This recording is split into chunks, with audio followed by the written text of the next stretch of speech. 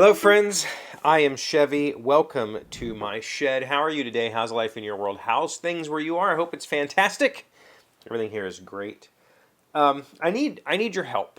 I need help answering a question. So when you think about tropes or I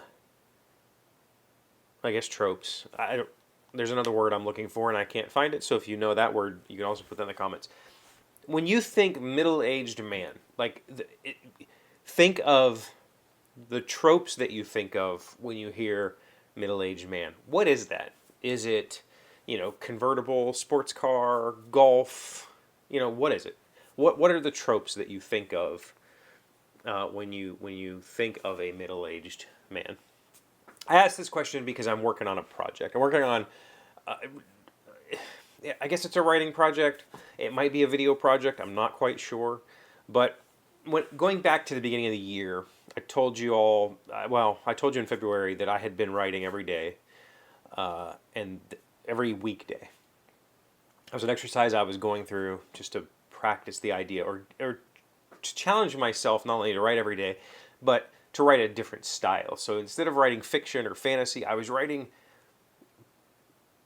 sort of like uh, essays or something like an essay about life topics. And what I found through that process was while I was trying to be whimsical and I was trying to write from a perspective of myself, so I was, the narrator was me and I'm, telling these stories. What I found by the end of that exercise was that I was just writing the same old, my life type stuff that was just I didn't like it. It was taking me down. It was taking me to places that I didn't like. I was exploring topics that are difficult for me to think about, and I just didn't want to do it. So I just kind of stopped. But along that way, I was watching a video from Van Neistat, uh, and he talked a little bit about middle-aged man, and it really made me think there's no playbook for the middle-aged man, right? There's no what happens when this happens. But there's all these tropes. The divorced guy who gets the new young wife and abandons his kids and buys a Corvette and I don't know, quits his job. I don't know. I don't know what they are. I don't know what all the tropes are. But I can tell you that I'm living. I am. It's happened to me, right? I sent him a funny little meme I saw the other day where the lady and there was a couple and she said something like, "Oh, honey, when you turn 40, I'll be 25," and he goes, "Yeah, and when you turn 40, I'll be with another woman." And I thought it was amusing, but our age gap is similar. We're actually 17 years apart, and so I'm living that trope of the middle-aged divorcee with a young, attractive wife, right? Like that. That's my life right now. And it's not even remotely by choice, right? It just kind of, I didn't expect to fall in love with a young woman. It just happened. It was not anything that I was seeking to do, or it wasn't like I'm gonna go get me a new one, or whatever. There was no I'm gonna go buy a Corvette and find a hot young woman and gallivant, or there's none of that. It was just we found out that we were super compatible, and through spending time together, found out that we would like to continue spending time together. But on the surface, when we go out and people see us together, they assume we're father daughter. They assume maybe she's my younger sister or whatever. They don't assume and when we tell them the situation, and invariably it's like, oh, of course, like you're a middle-aged divorcee. And it amuses me because that's not the situation. Number one, I'm not wealthy. I don't have especially when she started hanging around and when we started really dating, I had nothing. I was flat broke, but beyond broke. I was in the hole. I was so broke, and so it's not like I attracted her with my cool Corvette, my convertible, and piles of cash and said, "Let's do this." It was none of that. It was all based on just compatibility. But you know, externally, if you saw us, you would assume that, or you could assume that you know, I'm her sugar daddy or something. Not the case. But that is the trope, right? Like that is the middle-aged man trope. And so what I need is more. What are more of those things when you think of a middle-aged man? What are those tropes that come to mind? That's what I need. I guess I'm going to write about those, or I'm going to. I don't know what I'm going to do with them yet, but I've been journaling about them. I've been writing down like here's what happens when you get divorced in your late 30s. Here's what happens when you find a younger partner. Here's what just stuff like that. It's weird because I don't consider myself middle age, but I'm actually probably past middle age, right? I'm 44, so if I was living to 88, that'd be pretty cool. But I don't. Is that going to happen? Probably not. I'm probably past middle age already.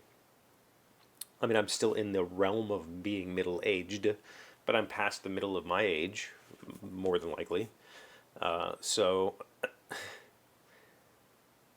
maybe I have some thoughts. Maybe I have some wisdom. I don't know for sure. I have to explore that. Just like when I was writing about my past, when I was exploring, there were details that I had kind of maybe not repressed intentionally, but I had let slip. And when I started to write them out, it was like, oh, I forgot about this. Oh, I forgot about this. And I found all of this information. So maybe through some prompting, there is more, I have more to share about the topic than I initially think of when I think who is the middle-aged man and what's his playbook look like. Yeah. What do you got going on this weekend? I'm going to hopefully get some work done down here. I have to help my sister with her brakes. I was going to start cutting these dovetails, but I ended up, I only have one pull saw, one Japanese pull saw. I ended up, and I don't remember the names of these. This has got a special, like, whatever name. I bought one that's got the backer on it. Like, I think that's called a dozuki, if I'm not mistaken. I bought a 9-inch dozuki dovetail saw that's supposed to be here tomorrow, so that I can cut these. I also ordered myself a double-bladed, double bevel marking knife, which is in my mailbox, which is the worst part about living. I live in a new development. I was the first one to move in here in 2012. We're a small development, like maybe 19 houses, and we're out in the middle of nowhere. Like, there are houses here, but these are all like houses that have acre lots and stuff. Like, we're not in the city, and because of that, I think every new development in this area, the postmaster makes us have a community box, and the community box is like a couple hundred yards down the hill. It's not a long distance, but it's raining right now, and I would like to have my marking knife, but I don't feel like walking down there, so I'll have to get it later. Hopefully I'll get to do some more work on the bench. It's close. I mean, I'm really close to saying it's time to put it together and see what happens. Just got to get these dovetails all cut. So what do you got going on? Let me know in the comments. Thank you preemptively for your thoughts on the Middle-Aged Playbook. Thank you very much for being here as always. Thank you for liking, commenting, subscribing, being amazing friends with wonderful people. I really appreciate you. And I'll see you again tomorrow. Today's word you should know to sound smart is purport. It is a verb meaning claiming to be something you are not, pretending to do something you aren't, in fact, doing. Doris Lessing purports to remember that in the most minute detail the moth-eaten party dresses she pulled at age 13 from her mother's trunk. Tim Parks, a British novelist. Purport. P-U-R-P-O-R-T. That's a good word that I definitely knew, but I forget it often enough that I don't use it. I'm gonna have to start using that one. There was another word I learned today watching a video, and I've already forgotten it. It means like dull or something. It's like a British word for like fat or like thick food.